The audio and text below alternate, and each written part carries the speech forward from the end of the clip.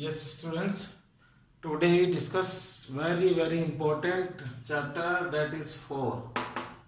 Why it is important? Because the weightage of this chapter is of 6 marks. Only single question, और वो भी कितने marks का? 6 marks का। और बहुत ही इजी है सॉल्व करना भी, क्योंकि उसमें इस क्वेश्चन में जो आएगा वो आपको ग्राफ बनाने के लिए जो है वो क्वेश्चन आएगा। आपको ग्राफिकल रिप्रेजेंटेशन जो है करना है किसी भी लीनियर इक्वेशन ऑफ 2 वेरिएबल का, या फिर अनइक्वलिटी का भी हो सकता है। अनइक्वलिटी का जो क्वेश्चन है वो अभी तक तो कोई बोर्ड में पूछा नहीं गया है, लेकिन हो सकता है कि वो पूछा जाए। तो लेकिन हम 2 ही तरह के ग्राफ हैं, एक तो इक्वलिटी का ग्राफ है और एक अनइक्वलिटी का। हमें इन दोनों को ही ग्राफिकल फॉर्म में रिप्रेजेंट करना है, और आप देखेंगे कि बहुत इजी है और हमें पूरे 6 मार्क्स मिल जाएंगे। मैं यहाँ पे आपके लिए एक इक्वलिटी का और एक अनइक्वलिटी का 2 क्वेश्चन है, मैं सॉल्व करूंगा, आपको बताऊंगा कि कैसे हम बड़े इजीली ग्राफ जो है इनका रिप्रेजेंट कर सकते हैं। इसके अलावा आप इम्पोर्टेंट क्वेश्चन जो है इस बुक के जो है उसमें से एग्जाम्पल 7 पढ़ सकते हैं। एग्जाम्पल 7 में 3-4 क्वेश्चन है जिनमें आप ग्राफ बनाने की प्रैक्टिस करें। इस चैप्टर की तो सब लोग प्रैक्टिस करें, चाहे किसी की मैथ्स अच्छी है चाहे नहीं है, क्योंकि बहुत इजी है और 6 मार्क्स का क्वेश्चन है। तो बहुत ज्यादा जरूरी है कि सही भी हो, क्योंकि जो जिसका वेटेज सबसे ज्यादा है अगर वही गलत होगा। ज्यादातर गलती होती है कि जब आप वैल्यूज पता करते हैं तो उसमें प्लस माइनस के साइन का ध्यान नहीं रखते हैं। तो जो सॉल्यूशन हम पता करते हैं पहले ग्राफ बनाने से पहले, अगर वो किसी तरह से गलत हो जाएंगे तो आंसर गलत आ जाता है। एग्जाम्पल 7 है, उसके बाद एक्सरसाइज 4.1 का क्वेश्चन 3 का सेकंड है, क्वेश्चन 4 है। ये दोनों अलग अलग इसलिए लिखे हैं कि एक क्वेश्चन इसका कर लें, क्योंकि हो सकता है कि इसमें ये भी दिया गया है कि draw a triangle, set the triangle portion with x axis, और यहाँ पे दिया हुआ है कि जो भी ट्रायंगल बन रहा है वाई एक्सिस के साथ उसको सेट करना है। क्योंकि कई बार क्या है, देखा हमने अकेला क्वेश्चन नहीं आता है, तो हो सकता है ऐसी कंडीशन के साथ आ जाए, तो ये आप सॉल्व कर सकते हैं। एक्सरसाइज 4.2 का क्वेश्चन 1 का 4th और क्वेश्चन 2 का 3rd आप सॉल्व कर सकते हैं। इनमें से एक क्वेश्चन ऐसा है जो मैं यहाँ पे सॉल्व करूंगा।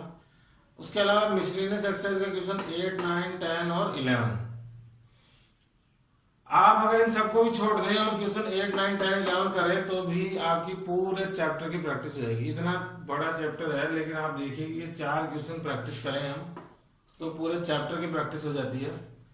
इसके अलावा देखा गया कि 2-3 साल पहले कुछ क्वेश्चन ऐसे भी थे जो वर्ड प्रॉब्लम की फॉर्म में आए थे।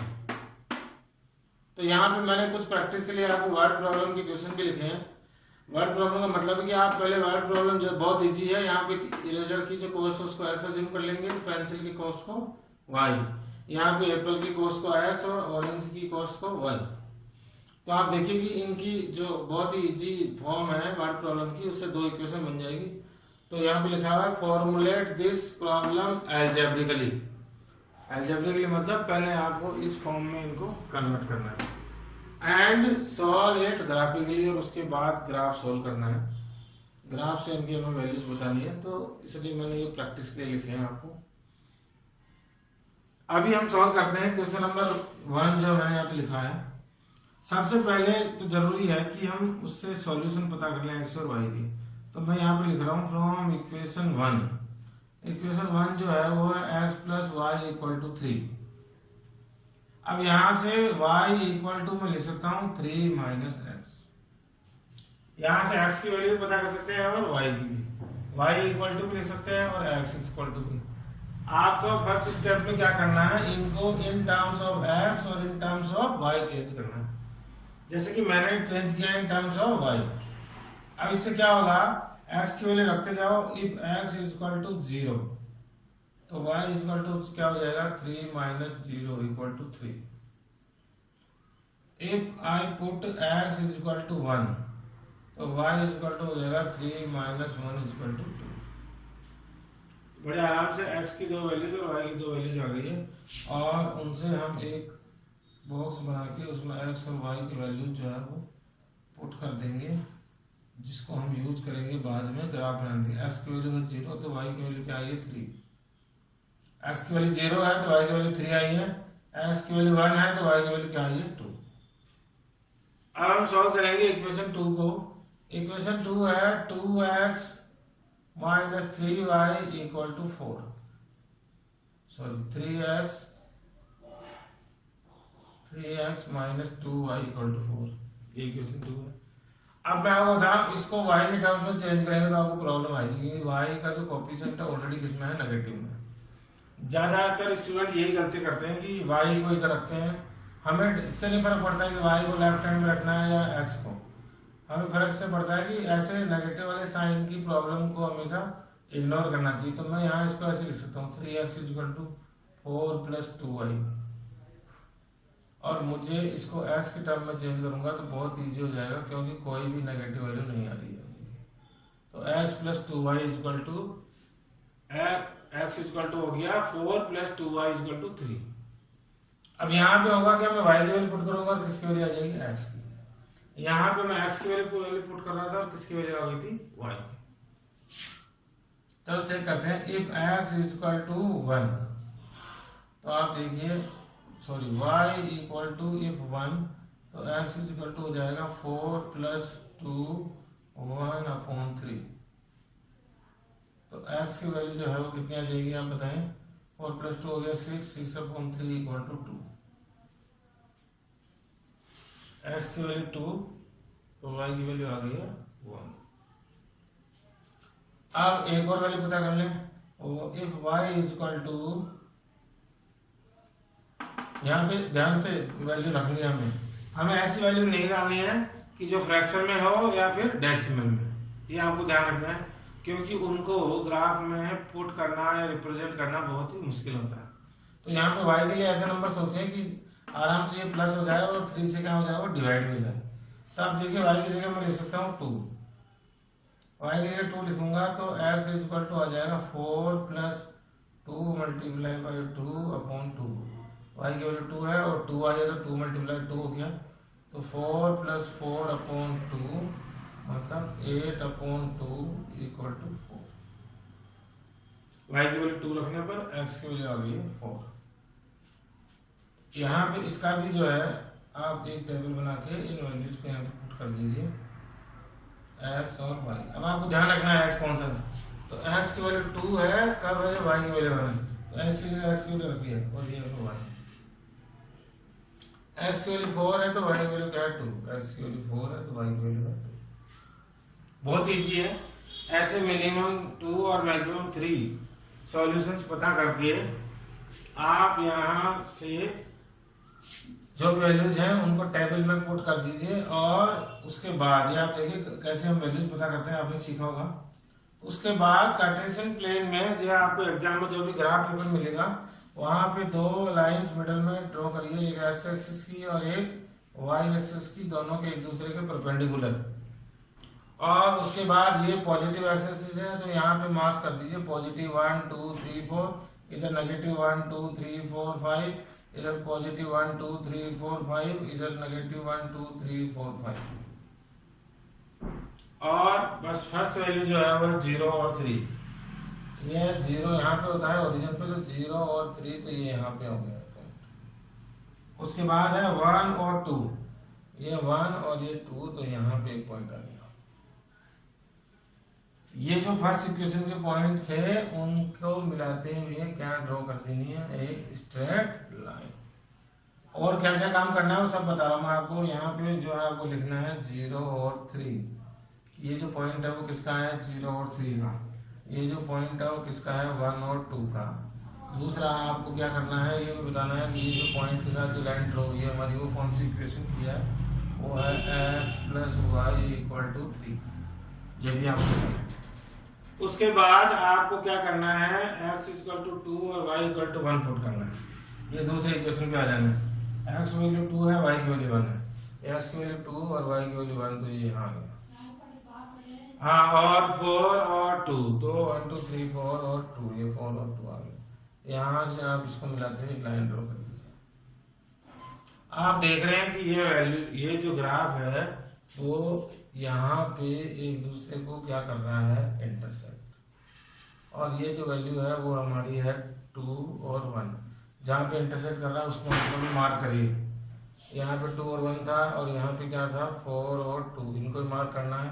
और ये जो इक्वेशन, ये जो लाइन ड्रॉ की हमने स्ट्रेट लाइन, वो किसकी थी? 3x minus 2y equal to 4। तो सॉल्यूशन पता लग गया। हैंस आप लिख दिया यहाँ पे, द ग्राफ इंटरसेक्ट एट 2 और 1, hence x is equal to 2 and y is equal to 1 is the solution of given equations। बड़े आराम से इसके साथ अब यहाँ से ये तो बन गया ग्राफ। यहाँ पे हमने x और y की वैल्यू पता लगी है। x और y की वैल्यू कौन सी होगी? जहाँ पे ये ग्राफ जो एक दूसरे को क्या करेगा? इंटरसेक्ट करेगा। अब जनरली देखा गया कि खाली ग्राफ बनाने के लिए नहीं आता है, उसके साथ एक और क्वेश्चन आता है, कुछ इस तरह से आ जाता है कि x plus y equal to है p। तो ग्राफ बनाने के साथ साथ p की वैल्यू भी पता करिए। तो जैसे आप ग्राफ बनाएंगे आपको x और y की वैल्यू पता होगी, तो x और y की वैल्यू आप पुट कर दीजिए, हो गई 2 प्लस 1 इक्वल टू p। तो p की वैल्यू आ गई है 3। तो मतलब हम इसमें एक की जगह दो क्वेश्चन थे, ग्राफ भी बनाना है और p की वैल्यू पता करनी है। तो x और y की वैल्यू पता करते ही p की वैल्यू भी आ गई। मुझे जो लग रहा है इस बार जो चांसेस है वो ये है कि आपसे नेचर भी पूछा जाएगा, क्योंकि ये क्वेश्चन बहुत बार आ गया कि a की वैल्यू बताओ, p की वैल्यू बताओ। आपसे इस बार क्वेश्चन ऐसा आएगा, I think you understood how to draw a graph of linear equation of equality. मैं इसको इरेज कर देता हूं और आपको बताता हूं कि अगर ऐसा आए कि फाइंड द, दो क्वेश्चन बता रहा हूं मैं, दोनों क्वेश्चन आए, right the nature of the solution और रिप्रेजेंट ग्राफिकली। तो नेचर ऑफ द सॉल्यूशन कैसे बताएंगे? इसी क्वेश्चन को देख लेते हैं। फ्रॉम इक्वेशन 1, इक्वेशन 1 है x plus y equal to 3। आपको पता लग जाएगा a की वैल्यू है 1, b की वैल्यू है 1 और c की वैल्यू है -3। अब कोई बताए मुझे -3 क्या है? क्योंकि बहुत दिन हो गए मुझे, आपको रिकॉल करेंगे तो आप रिकॉल कर लें। क्योंकि कोई भी फॉर्म जो है लीनियर इक्वेशन जो है वो ax plus by plus c equal to 0 की फॉर्म में होती है। और जब मैं इसको चेंज करूंगा तो ये बन जाएगी x plus y minus 3 equal to 0। ये किसी भी linear equation of two variable की स्टैंडर्ड फॉर्म होती है। और जैसे ही मैं इसको इसकी स्टैंडर्ड फॉर्म में चेंज करूंगा तो इस फॉर्म में आ जाएगी। और आपको ये बताइए a is the coefficient of x, b is the coefficient of y और c होती है कांस्टेंट टर्म। यहाँ पे x का कोएफिशिएंट होगा a, कोई भी कोएफिशिएंट नहीं होता तो क्या होता है 1। तो a की वैल्यू हो गई 1, b की वैल्यू हो गई 1 और c की वैल्यू हो गई -3। दूसरी इक्वेशन से आपको अब समझ में आ गया। सेकंड इक्वेशन है 2x plus 3y, sorry 3x minus 2y equal to 4। तो यहाँ से वैल्यू पता लग गई, a is equal to 3, b is equal to -2 और c इज इक्वल टू -2। अब नेचर कैसे बताते हैं? इसके अकॉर्डिंग a, b और c का इंपॉर्टेंट आपको मैं तीनों कंडीशन बता देता हूँ। If a1 upon a2 is not equal two of b1 upon b2, तो ग्राफ का जो है यूनिक सॉल्यूशन होगा और ग्राफ जो है वो एक दूसरे को क्या करेगा? इंटरसेक्ट। ये जो है इसका नेचर बताने के लिए यूज है। अब आप देख लीजिए यहीं पे a1 था 1 और a2 कितना था 3, b1 कितना था 1 और b2 कितना था -2, और ये दोनों क्या है? Not equal. ये a1 है, ये a2 है। फर्स्ट इक्वेशन की जो इक्वेशन जो होती है उसमें से a1 होता है, ये a2 होता है, ये b1, ये b2, ये c1, ये c2। आप देखिए a1 अपॉन a2 और b1 upon b2 not equal है इसका। तो यहाँ पे नेचर क्या हो गई? Unique solution. और ग्राफ बात करें तो ग्राफ एक दूसरे को क्या करेगा? इंटरसेक्ट। तो अगर आप ये पहले पता कर लेंगे तो इसका एक जो है आपको फायदा ये होगा कि आपको ये पता लग जाएगा कि ग्राफ इंटरसेक्ट करेगा या नहीं। तो ये हमारा जो अभी ग्राफ था उसका नेचर, अगर ये क्वेश्चन आएगा कि इसका नेचर बताओ तो नेचर बताएंगे कि the given equation has unique solution और ग्राफ जो है उसका वो क्या करेगा? एक दूसरे को इंटरसेक्ट करेगा। दूसरी कंडीशन भी मैं आपको याद दिलाता हूँ, आपको याद आ रही होगी। If a1 upon a2 is equal two of b1 upon b2 और also equal of c1 upon c2, तो होगा infinite many solution. Infinite many solution. और ऐसे केस में जो ग्राफ है वो क्या करेगा, कोइंसाइड, मतलब दोनों ग्राफ की जो वैल्यूज है वो इंटरसेक्ट नहीं करेगी, वो एक ही लाइन पे आ जाएंगी सारी वैल्यूज। दूसरा जो तीसरी जो कंडीशन है वो होती है if a1 upon a2 is equal to हो b1 upon b2 but not equal to हो c1 अपॉन c2। तो जो गिवन इक्वेशन होगी उसका क्या होगा, नो सॉल्यूशन, और उसका जो ग्राफ होगा वो कैसा बनेगा, पैरेलल। ऐसी दो लाइनें जो एक दूसरे से पैरेलल जो है ड्रॉ हो जाएंगी, एक दूसरे से इंटरसेक्ट कभी नहीं करेंगी। तो मुझे ऐसा लग रहा है इस बार नेचर भी पूछा जाएगा और ग्राफ जो है वो सॉल्व करने के लिए भी। तो आप ये तीनों कंडीशन को चेक करके पहले नेचर बता देंगे और इससे ग्राफ बनाने के बाद वैल्यूज पता करने के बाद ग्राफ बनाएंगे, तो बड़ी इजीली आपको जो है पूरे 6 मार्क्स मिलेंगे। क्योंकि जब क्वेश्चन में 2 क्वेश्चन होते हैं इसमें, जैसे फाइंड द वैल्यू ऑफ ए या पी, या फिर ये आ गया कि नेचर बताओ, तब उस कंडीशन में ये 2 पार्ट में डिवाइड हो जाता है। 6 मार्क्स जो है वो 2 + 4 में, इसका मतलब है 4 मार्क्स तो मिलेंगे आपको ग्राफ बनाने के और 2 मार्क्स मिलेंगे जो अलग से उसके अंदर क्वेश्चन पूछा गया है उसके। अब हम दूसरा तरह का ग्राफ पढ़ते हैं, solution of linear equality of 2 variable bye graphical. ये जो क्वेश्चन है वो लीनियर अनइक्वालिटी का है, जो आपकी बुक से मैंने लिखा है। जो क्वेश्चन है वो ये है 2x + 3y is greater than equal to less than equal to 6। सबसे पहले राइट इन इक्वालिटी, जो भी अनइक्वालिटी का क्वेश्चन दिया हुआ हो उसको पहले किसमें चेंज कर लो, इक्वालिटी में। When we write in equality तो it becomes 2x + 3y = 6। अब आपको ये कुछ ऐसा ही लगेगा जैसे हम पहले सॉल्व कर रहे थे, और वापिस यहीं से जो है x और y के सॉल्यूशन पता कर लेते। चलो मैं यहाँ से सॉल्व कर लेता हूँ। y = होगा 6 - 2x अपॉन 3। तो y if x = 0, मुझे पता लग गया, if x = 0 तो 6 - 2 0 अपॉन 3, तो ये आ गया है 6 अपॉन 3 = 2। 2 0 से मल्टीप्लाई होगा तो 0 हो जाएगा, तो 6 - 0 6 और 3 डिवाइड में तो 2। इट मींस x की वैल्यू आ गई है 0, x और y की वैल्यू 0 और y की वैल्यू आ गई है 2। नाउ इफ x = अब आप बताएं क्या लेंगे, x हम ले लेंगे 1, तो आप देखिए कि हो जाएगा 4/3, वो हम ले नहीं सकते। x ले लें 2, तो ये हो जाएगा 4/। तो अभी आप बताएं क्या लेंगे जिससे कि 3 जो है डिवाइड के साथ सॉल्व हो जाए। तो x ले लेते हैं हम 3, तो इक्वल टू हो जाएगा 6 - 2 3 अपॉन 3, तो ये हो गया है 0 अपॉन 3 और 0 अपॉन 3 होता है 0। इसका मतलब है s की वैल्यू जब मैंने लिया 3 तो y की वैल्यू आ गई है 0। ऐसे अब 2 वैल्यूज पता कर लेनी है। उसके बाद सेम मेथड है, ये मैं इरेज कर देता हूँ, वैल्यूज मैंने पता कर ली है। उसके बाद सेम मेथड है, ऐसे ही कार्टेशियन प्लेन ड्रॉ करना है x और y के साथ, और इन वैल्यूज को पुट कर देना है। x = 0 और y = 2, सब कुछ करो यहाँ आएगा। फिर है x = 3 और y = 0, तो यहाँ पे आएगा। और उसको जोड़ते हुए एक हमें क्या ड्रॉ कर देनी है, लाइन। और आपको बताइए क्या क्या करना है। इसका नाम, इस पॉइंट का नाम था 0 और 2, इस पॉइंट का नाम था 3 0, और ये किसका लाइन जो है किसकी ग्राफ की थी, 2x + 3y ≤ 6। ये भी आपको लिख देना है। अब यहाँ पे जो सॉल्यूशन सेट है, जो शेडेड पोर्शन है, वो क्या होगा, तो यहाँ पे ना उसके बाद now inequality is satisfied by origin.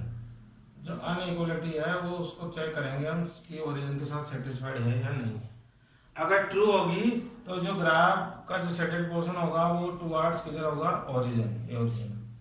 और अगर फॉल्स होगी तो जो शेडेड रीजन है वो किधर होगा, ओरिजिन से दूर। तो now put x is equal to 0 और y इज इक्वल टू 0, क्योंकि ओरिजिन के लिए सेटिस्फाइड हम चेक करते हैं और ओरिजिन के कोऑर्डिनेट्स होते हैं 0 0, वो आपको इसमें पुट करना है जो भी इक्वेशन थी। और इक्वेशन थी 2x plus 3y is less than equal to 6। जब आप ये पुट करेंगे तो ये भी 0 हो जाएगा, ये भी 0 हो जाएगा, और आप देखिए 0 इज लेस देन 6 है, दोनों साइंस का मतलब नहीं, इक्वल टू नहीं, 0 is less then 6 which is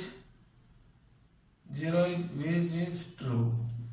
इसका मतलब जो कंडीशन अनइक्वलिटी की सेटिस्फाइड ओरिजिन के साथ क्या हो रही है, सेटिस्फाइड, तो हम लिख देंगे ट्रू, और नहीं हो रही है तो क्या लिख देंगे, फॉल्स। इसका मतलब है shaded area will be the side of the origin. तो जो शेडेड एरिया होगा यहाँ से ऐसे और यहाँ से ऐसे एरो बना के, और यहाँ पे इसको, इस पोर्शन को क्या कर दीजिए, साइड आराम से ऐसे लाइन खींच के। आपको कलर नहीं भरना है, ध्यान रखें एग्जाम में, इस तरह से लाइन बना दीजिए और यहाँ पे लिख दीजिए द शेडेड रीजन जो होगा वो होगा टुवर्ड्स ओरिजिन, क्योंकि जो कंडीशन थी वो ट्रू थी। अब आपको पता लग गया होगा, यहाँ से बता देता हूँ, अगर ये ग्राफ होता और फॉल्स होती तो आपको शेडेड रीजन जो है वो किधर बनता, ओरिजिन से दूर, ओरिजिन की तरफ नहीं बनता, फिर इधर बनता। लेकिन ये हमारा जो क्वेश्चन था उसके अकॉर्डिंग ट्रू था, तो वो कहाँ बनेगा, shaded portion towards the origin. तो ऐसे बहुत इजी है, आपने देखा होगा अभी इक्वलिटी का ग्राफ भी बना सकते हैं। 2 इक्वेशंस होगी, उनमें से सॉल्यूशन पता करके वो ग्राफ में पुट कर दीजिए, जहाँ इंटरसेक्ट हो रहा है वो उसका सॉल्यूशन हो जाएगा। और अनइक्वलिटी का ग्राफ भी बहुत इजी है, उसको पहले चेंज करना है इक्वलिटी में, उसके बाद यहाँ से भी उसकी 2 वैल्यूज पता करनी है, और उसके बाद चेक करना है उसकी अगर सेटिस्फाई ओरिजिन के साथ हो रही है नहीं हो रही है, क्या पुट करके x की वैल्यू 0 और y की वैल्यू 0, और अगर वो ट्रू है तो शेडेड पोर्शन होगा ओरिजिन की तरफ, और फॉल्स है तो वो ओरिजिन से दूर। ऐसे करके आप पूरे 6 मार्क्स जो है स्कोर कर सकते हैं। आई थिंक कि आपको ये समझ आया होगा।